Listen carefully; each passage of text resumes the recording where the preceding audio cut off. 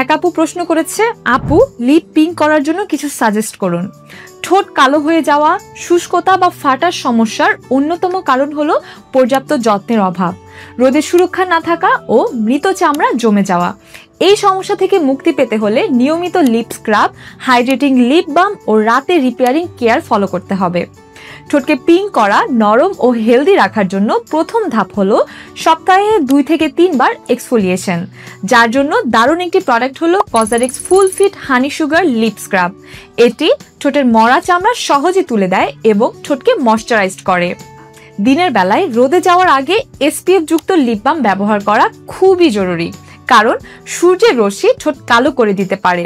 এক্ষেত্রে আপনি ব্যবহার করতে পারেন wish care ceramide lip balm natural with SPF 50, যেটা ঠোঁটকে সান প্রোটেকশন দেওয়ার পাশাপাশি সফট রাখে এবং ড্যামেজ রিপেয়ারেও সাহায্য করে। আর রাতে ঘুমানোর আগে লাস্ট স্টেপ হিসেবে ব্যবহার করুন লিনেজ লিপ স্লিপিং মাস্ক বেরি ফ্লেভার। এটি ঠোঁটের গভীরে ময়শ্চার দিয়ে সারা রাত কাজ করে, কালচে ভাব হালকা করে এবং ঠোঁটকে ধীরে ধীরে গোলাপি ও হেলদি করে তোলে।